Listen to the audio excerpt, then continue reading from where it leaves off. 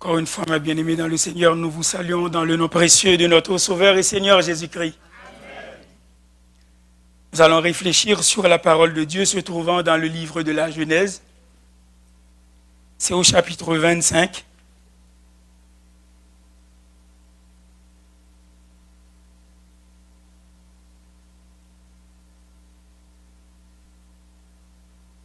Genèse chapitre 25.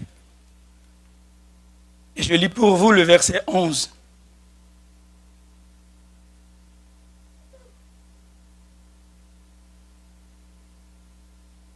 Genèse chapitre 25, le verset 11, le verset nous dit comme suit. Après la mort d'Abraham, Dieu bénit Isaac, son fils. Il habitait près du puits de la Caille-Roy. C'est ainsi s'arrête la lecture de la parole de Dieu, qui nous sert de texte de base sur la réflexion intitulée « Ô Dieu, accroche-moi à ta présence ». Après la mort d'Abraham, Dieu bénit Isaac, son fils.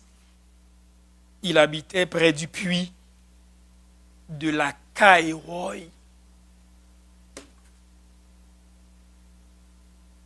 Eh bien aimé, Dieu est celui qui commence. Il est aussi celui qui mène à l'aboutissement. Bon Dieu, c'est lui-même qui commençait et c'est lui qui finit. Et il tient ses promesses.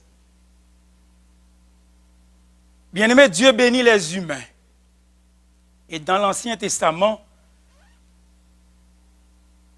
Dieu est généralement considéré comme la source des bénédictions. S'y attache l'abondance, la fertilité, la paix, le repos, la santé. Parfois, en récompense d'une attitude juste, il bénit. À titre d'exemple, il dit dans Jérémie chapitre 17, verset 7, « Béni soit l'homme qui se confie dans l'Éternel et dont l'Éternel est l'espérance.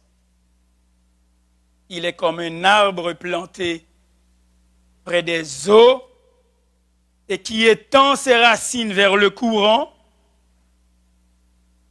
Il n'aperçoit point la chaleur quand elle vient, et son feuillage reste vert.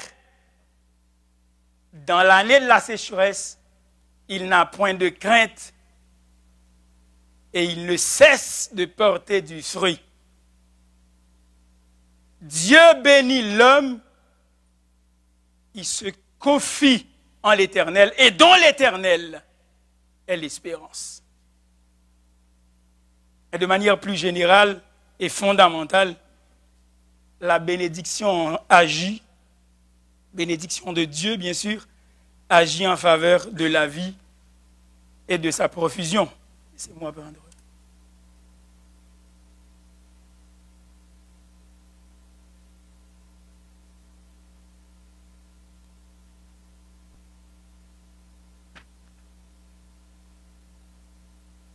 Dans l'histoire biblique, la bénédiction, ma bien-aimée, apparaît dès le commencement. Dès le commencement de la création. Dieu bénit ses créatures, en particulier Adam et Ève, selon Genèse chapitre 1er, verset 28. Il les bénit, il les rend féconds, il dit, multipliez la terre, il les bénit. Mais la malédiction introduite par le péché empiète sur la bénédiction de Dieu, sans toutefois prendre entièrement le contrôle des êtres humains. Et ainsi, avec le recommencement qui suit le déluge, la bénédiction divine est confirmée dans Genèse chapitre 9, verset 1er. mais elle demeure en lutte avec la malédiction. La bénédiction de Dieu demeure en lutte avec la malédiction. Lorsqu'il est appelé par Dieu, Abraham se voit promettre non seulement d'être béni lui-même, mais aussi de devenir bénédiction. De devenir une bénédiction pour tous les clans de la terre. Devenir une bénédiction pour toutes les familles de la terre. Sorte que tous les clans de la terre, toutes les tribus, toutes les nations, toutes les familles de la terre se bénissent par lui. Genèse chapitre 12, versets 2 et 3. Dans notre texte d'aujourd'hui, de Genèse chapitre 25, verset 11, il est écrit, après la mort d'Abraham, Dieu bénit Isaac, son fils. Nous avons 2 points à traiter aujourd'hui, de ce verset. 2 points. Et nous tirons ce premier point. Une invitation à s'accrocher à la présence de Dieu.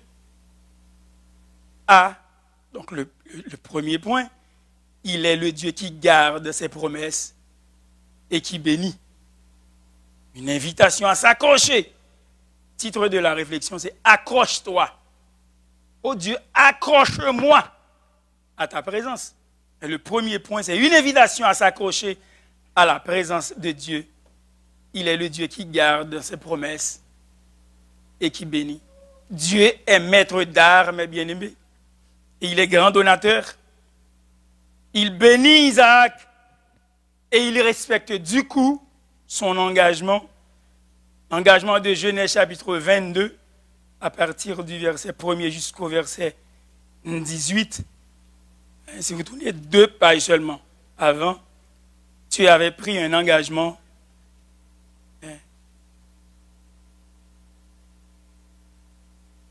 Dans Genèse chapitre 22, à partir du verset 1er jusqu'au verset 18, après ces choses, Dieu mit Abraham à l'épreuve et lui dit, Abraham, et il répondit, me voici. Dieu dit, prends ton fils, ton unique, celui que tu aimes, Isaac, va-t'en au pays de Morija, et là, offre-le en holocauste sur l'une des montagnes que je te dirai. Abraham se leva de bon matin, sella son âne, et prit avec lui 2 serviteurs et son fils Isaac. Il fendit du bois pour l'holocauste et partit pour aller au lieu que Dieu lui avait dit. Le 3e jour, Abraham, levant les yeux, vit le lieu de loin. Et Abraham dit à ses serviteurs, restez ici avec l'âne. Moi et le jeune homme, nous irons jusque-là pour adorer et nous reviendrons auprès de vous. Abraham prit le bois pour l'holocauste, le chargea sur son fils Isaac et porta dans sa main le feu et le couteau. Et ils marchèrent tous 2 ensemble. Alors Isaac, parlant à Abraham, son père, dit, mon père, et il répondit, me voici, mon fils. Isaac reprit, voici le feu et le bois, mais où est l'agneau pour l'holocauste? Abraham répondit, mon fils, Dieu se pourvoira lui-même de l'agneau pour l'holocauste. Et ils marchèrent tous 2 ensemble. Lorsqu'ils furent arrivés au lieu que Dieu lui avait dit, Abraham y éleva un autel et rangea le bois. Il lia son fils Isaac et le mit sur l'autel par-dessus le bois. Qu'Abraham étendit la main et prit le couteau pour égorger son fils. Alors l'ange de l'Éternel l'appela des cieux et dit, Abraham, Abraham. Il répondit, me voici. l'ange dit, n'avance pas ta main sur l'enfant et ne lui fais rien, car je sais maintenant que tu crains Dieu et que tu n'as pas refusé ton fils, ton unique. Abraham leva les yeux et vit derrière lui un bélier retenu dans un buisson par les cornes. Abraham alla prendre le bélier et l'offrit en holocauste à la place de son fils. Abraham donna à ce lieu le nom de Jéhovah-Jireh. C'est pourquoi l'on dit aujourd'hui, à la montagne de l'Éternel, il sera pourvu. L'ange de l'Éternel appela une seconde fois Abraham des cieux et dit, je le jure par moi-même, parole de l'Éternel, parce que tu as fait cela, que tu n'as pas refusé ton fils, ton unique, je te bénirai et je multiplierai ta postérité comme les étoiles du ciel et comme le sable qui est sur le bord de la mer. Et ta postérité possédera la porte de ses ennemis.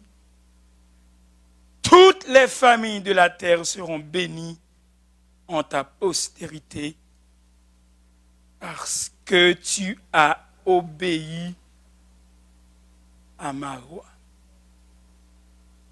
Toutes les familles de la terre seront bénies en ta postérité.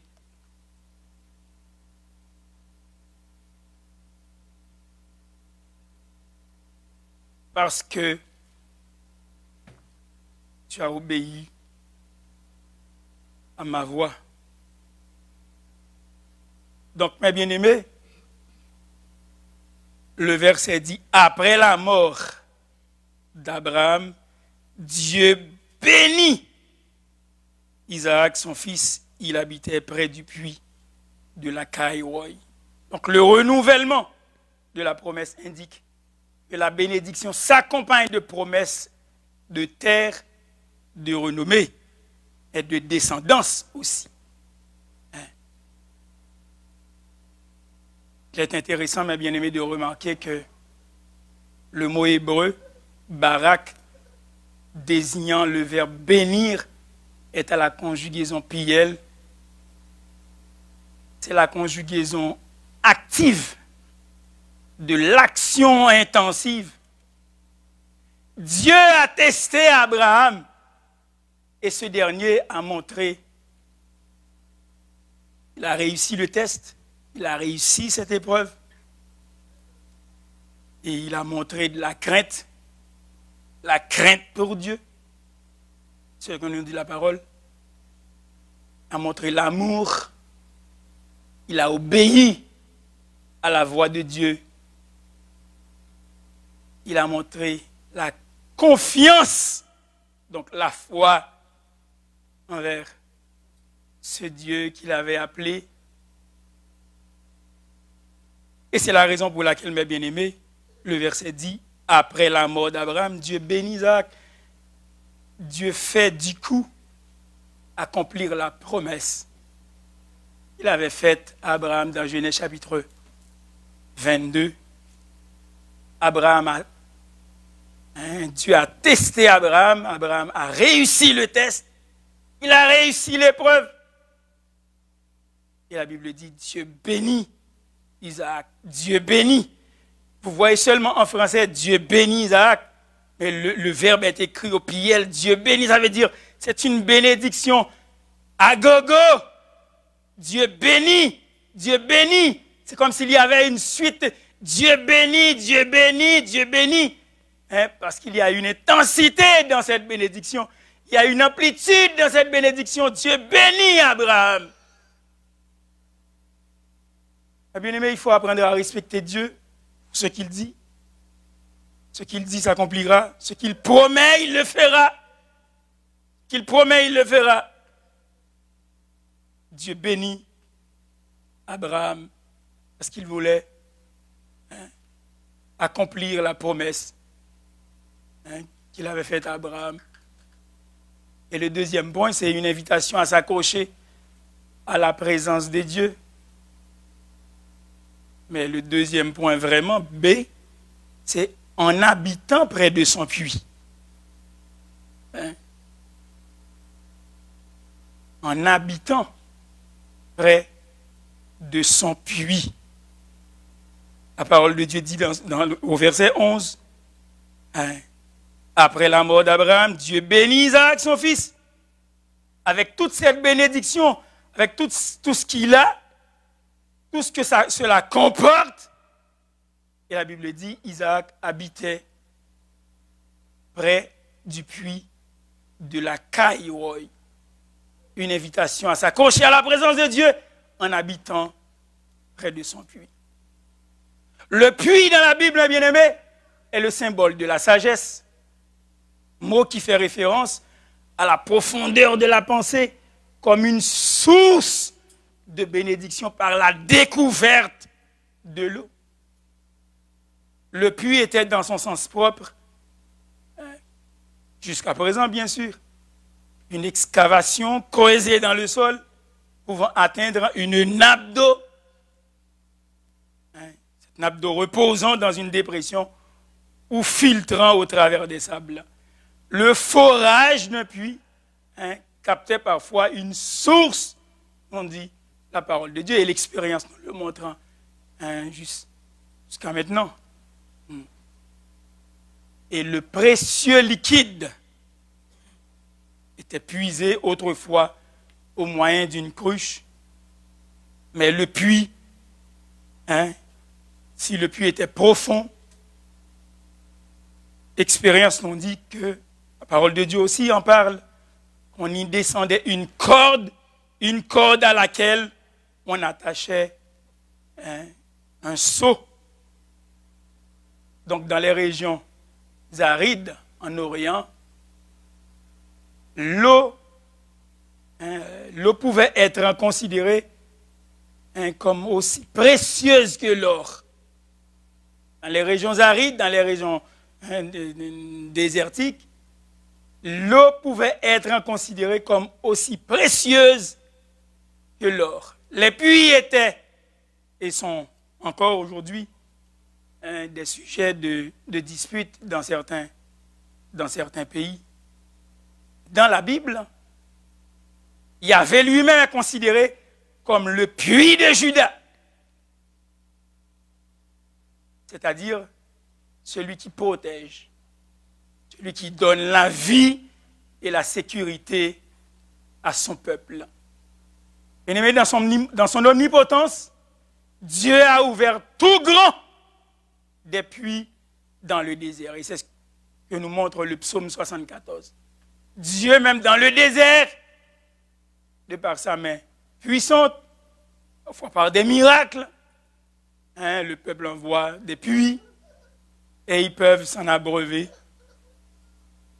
Faisant encore usage, ma bien-aimée, de cette métaphore, le prophète Jérémie reproche le peuple de Dieu en disant dans Jérémie chapitre 2 et le verset 13, « Car mon peuple a commis un double péché.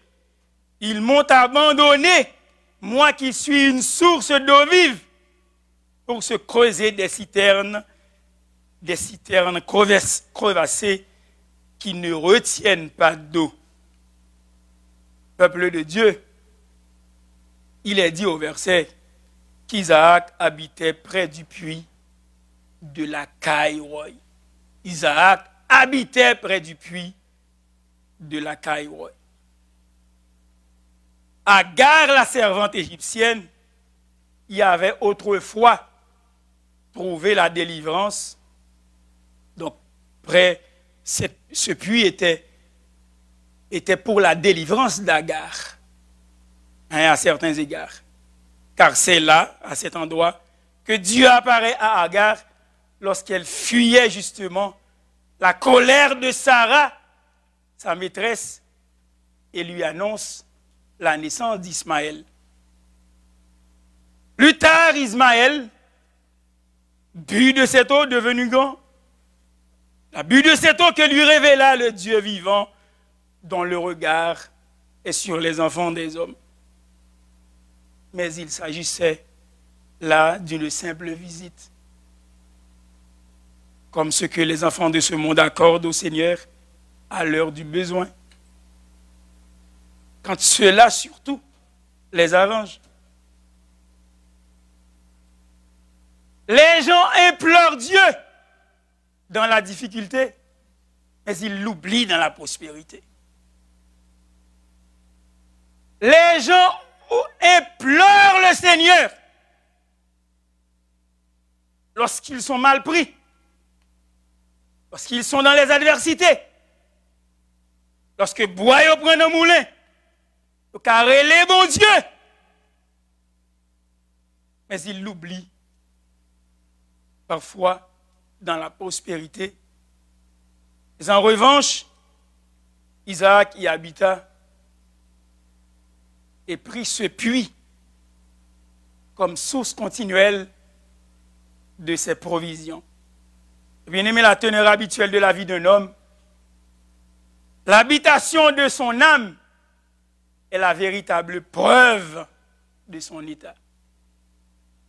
Isaac habitait près du puits de la Caille-Roy. Y avait-il une raison pour laquelle Isaac a choisi d'habiter à cet endroit? Y avait-il une raison? Eh bien aimé, il se peut que la bénédiction providentielle qu'a connue Agar, justement en cet endroit, frappa l'esprit d'Isaac et le poussa par conséquent à respecter ce lieu. De plus, ses méditations fréquentes près de là en firent un endroit particulier et familier. D'ailleurs, c'est à cet endroit qu'Isaac avait rencontré Rebecca. Vous vous rappelez? C'est près de ce puits qu'Isaac avait rencontré Rebecca. C'est près de là. Lorsque nous tournons la page et nous regardons au chapitre 24, à partir du verset 61, il est dit « Rebecca se leva avec ses servantes, elles montèrent sur les chameaux et suivirent l'homme. Hein? Et le serviteur emmena Rebecca et partit. Cependant, Isaac était revenu du puits de la Caille-Roy et il habitait dans le pays du Midi. Un soir qu'Isaac était sorti pour méditer dans les champs, il leva les yeux et regarda, et voici des chameaux arrivaient. Rebecca leva aussi les yeux, vit Isaac, et descendit de son chameau. Elle dit au serviteur, qui est cet homme qui vient dans les champs à notre rencontre? Et le serviteur répondit, c'est mon Seigneur. Alors elle prit son voile et se couvrit. Le serviteur raconta à Isaac toutes les choses qu'il avait faites. Isaac conduisit Rebecca dans la tente de Sarah, sa mère. Il prit Rebecca, qui devint sa femme, et il l'aima. Ainsi fut consolé Isaac après avoir perdu sa mère. Tiens. C'était en ce lieu qu'Isaac avait rencontré Rebecca. C'était aussi l'une des raisons, probablement, qu'il avait choisi ce lieu. Parce que l'homme de Dieu, Eliezer, le retour d'Eliezer qui doit lui ramener une épouse, c'était par prophétie, justement, qu'Eliezer avait fait ce travail. Il était allé dans cette région. Et puis c'est tellement romantique. De retour, Eliezer qui doit lui amener cette épouse et les chameaux arrivaient, etc. Puis de loin, on dirait, c'est si romantique, mais bien aimé, on dirait que c'est une scène montée de toutes pièces à Hollywood. Mais non, mais c'est la parole de Dieu qui nous dit. Rebecca, quand il a vu de loin Isaac, et c'est là que toute l'histoire s'est passée. Isaac aussi a vu son âme sœur. Et de là, mademoiselle s'est descendue de son chameau et la belle histoire de leur vie commençait. Isaac se sentait déjà chez lui, bien avant, près de ce puits-là. C'était aussi l'une des raisons. Mais y avait-il d'autres raisons pour pousser Isaac à habiter à cet endroit? Oui, certainement. Certainement, mes bien-aimés. Son nom mystique du puits lui rendit le lieu précieux. Ce puits, c'est le puits de la Kaiwoi. Je me demande si je devais poser cette question ce matin au nombre de gens qui lisent la parole de Dieu depuis la Genèse. Combien qui se sont posé la question ou qui ont eu même le flair de dire mais qu'est-ce que c'est la Kaiwoi? C'est le puits, la Kaiwoi. C'est vrai que en créole, la caille, ben, c'est la caille, mais ce n'est pas le créole qu'on lit. C'est le puits de la Kaiwoi. Et effectivement, c'est un nom mystique. C'est le puits de l'Akai d'abord. Premièrement, c'est le puits de l'Akai. C'est le puits de celui qui vit. C'est le mot. C'est le mot Chai. Le puits du vivant. Le mot l'Akai. Le puits du vivant. Isaac adopta ce lieu parce qu'il a compris le sens de ce mot, le puits du vivant. Oui, pour Isaac, mes bien-aimés, il habitait près du puits de la Caille, parce que c'est le puits du Dieu vivant. Amen. C'est le puits du Dieu vivant. C'est la source continuelle de ses provisions. C'est là où je vous invite, peuple de Dieu, à habiter aussi.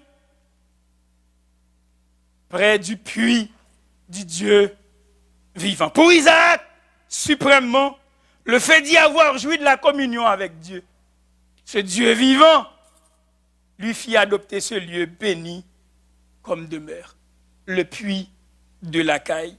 Le Seigneur s'est révélé une aide assurée à d'autres.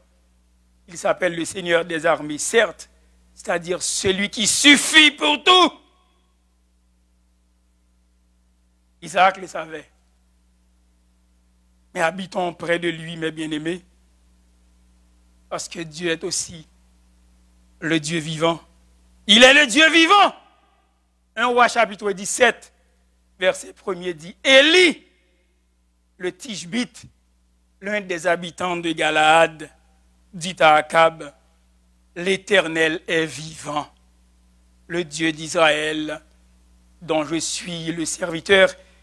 Il n'y aura ces années-ci ni rosée ni pluie, sinon à ma parole. Pourquoi? Parce qu'Élie lui-même, comme prophète, il croyait dans le Dieu vivant. Il croyait dans le Dieu vivant. Isaac a décidé de faire choix d'habiter près du puits de la Caille dans un premier temps, parce qu'il savait que c'était le puits du Dieu vivant. Le puits du vivant. C'est la première partie du mot, de ce mot mystique, le puits de la Caille. Mais il y a aussi la Caille, mais il y a aussi le Roi. Mot bizarre. Le puits, la Caille, Roi, c'est-à-dire celui qui me voit. Est-ce que vous êtes là avec moi, bien-aimés? C'est juste un verset. Mais il y a un détail intéressant dans ce verset. Isaac habitait près du puits de la Caille, c'est-à-dire celui, le puits du vivant, mais il habitait aussi en même temps la Caille, c'est-à-dire celui qui me voit.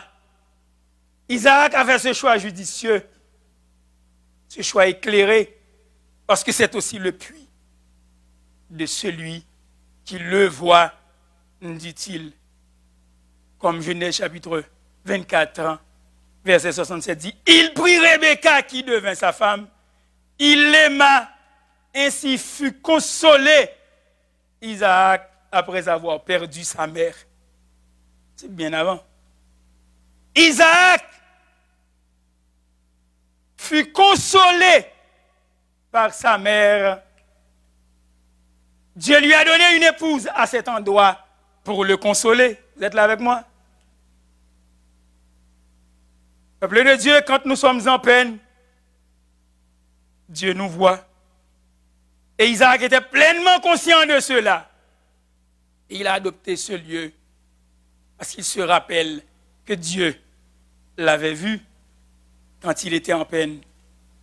Comme lui, mes bien-aimés, comme Isaac, il habitait près de ce puits, la caille, Roy, celui qui le voit quand il était en peine, eh bien, il a choisi ce lieu. Mais nous aussi, nous avons cette invitation d'habiter près du puits de celui qui peut nous consoler. Apprenons à vivre, mes bien-aimés, dans la présence du Dieu vivant. Hein? Prions le Saint-Esprit pour qu'il nous fasse sentir aujourd'hui et tout autre jour que Dieu me voit. Dans tout ça qu'on fait, toujours mettez dans la tête. Et dans tout côté on va passer, dans toute situation on va passer, toujours songez que bon Dieu, ouais. Bon Dieu, ouais. Les situations ne l'échappent pas. Les situations ne sont pas hors de son contrôle. Oui, Dieu nous voit, mes bien-aimés. Il est lui-même cette source de consolation. Dieu me voit. Dieu te voit aussi, ma soeur. Dieu te voit aussi, mon frère. Dieu te voit. Cette parole est pour quelqu'un. Peut-être que ça fait 3 mois, peut-être que ça fait 1 an, peut-être que ça fait 2 ans. Et tu pries pour cette raison-là et tu ne vois encore rien. Mais Dieu te voit. Dieu te voit. Ça fait peut-être 1 an que tu ne travailles pas. 2 ans. Mais Dieu te voit. Ça fait peut-être plusieurs années. Et puis que tu fais face à ce grand défi. Ce défi peut-être que tu ne peux même pas partager avec ton ami peut-être le plus proche. Mais laissez-moi te dire aujourd'hui, cette parole est aussi pour toi. Dans la peine qu'Isaac a eue dans son cœur, il se rappelle justement, Dieu me voit et il a choisi cette place. Choisis aussi de demeurer à cette place parce que Dieu te voit. Dieu te voit. Dieu te voit. La vie est courte, mes bien-aimés. Elle est fragile. Et combien précieuse. Ce n'est pas la saison de musarder. Ce n'est pas le temps de perdre des temps à des riens. Mais accrochons-nous à vivre pour Dieu. Le récipient du monde se fend et se vide. Mais le puits du Créateur ne manque jamais. Venons, habitons près du puits du Créateur. Le récipient du monde se fend et se vide. Il y a des gens qui ont mauvais amis. Ils connaissent ça. Mais ils ont encore été avec le monde. Il est le temps pour venir faire amis à Seigneur et pour boire dans le puits du Créateur. Parce que le puits n'a pas manqué de l'eau là-dedans. C'est un puits de consolation. Et il te voit. La vie passe vite. Elle est fragile. Elle est fragile. La vie est fragile. Ne perdez pas de temps. Il est temps et grand temps pour l'Église de Dieu de comprendre. Il faut qu'il vive à côté, chacun de nous. Tout un chacun a besoin de vivre près de ce puits. Près de ce puits. Parce que le récipient du monde se fend et se vide. Mais le puits du Créateur ne manque jamais. Heureux est l'homme qui habite près de ce puits et jouit ainsi de la proximité d'une provision abondante, d'une provision continuelle. Hein? Notre cœur a souvent joui d'une merveilleuse communion avec lui. C'est un puits délicieux. C'est un puits empli de consolation. C'est un puits intarissable. C'est un puits jaillissant jusque dans la vie éternelle. Choisis ce puits. Et en décider d'arrêter Bopia, mes bien-aimés. Est-ce que vous êtes là avec moi? Amen. Choisissons ce puits. Notre cœur a souvent joui d'une merveilleuse communion avec lui. Par lui, notre âme a trouvé son glorieux époux. On choisit bon Dieu, mes bien-aimés, on arrête bon de l'eau, bon Dieu, puis bon Dieu. Par lui, notre âme a trouvé son glorieux époux, le Seigneur Jésus. En lui, nous avons aujourd'hui la vie, la respiration, l'être et toutes choses. Alors habitons avec lui dans la plus intime communion. Habitons avec lui, mes bien-aimés, dans la plus intime communion. Je ne suis pas dans ma plus grande forme, c'est vrai. Et je vous invite à y penser sérieusement. Pensez sérieusement. Venez habiter avec lui dans la plus intime communion, près du puits de la caille de celui qui est vivant et qui me voit. Seigneur, que nos mobiles d'action, le Tout-Puissant, soient contrôlés par toi. Et bien aimé, nous avons besoin de faire cette prière. Que bon Dieu capable de nous, que nous puissions habiter près du puits, de ce puits, de celui qui est vivant et de celui qui nous voit.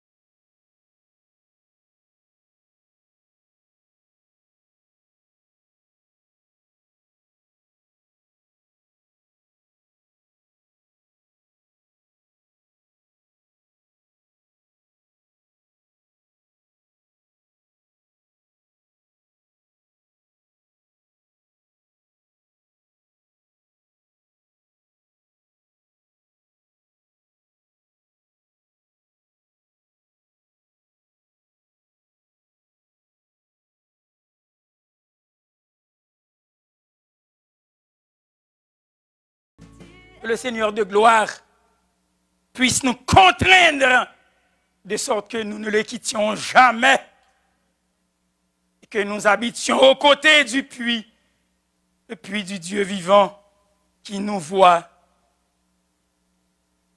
et qui, le puits du Dieu vivant, il est le Dieu vivant et il nous voit.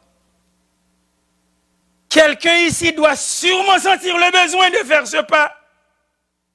Ça fait longtemps qu'on a traîné dans la rue. Ça fait longtemps qu'on a champ patate. Ça fait longtemps même dans les grands milieux. Parce que tout est décoration, tout est parade. On a besoin de venir pour faire ce pas et habiter près du Dieu vivant qui te voit. Que le Seigneur soit avec nous.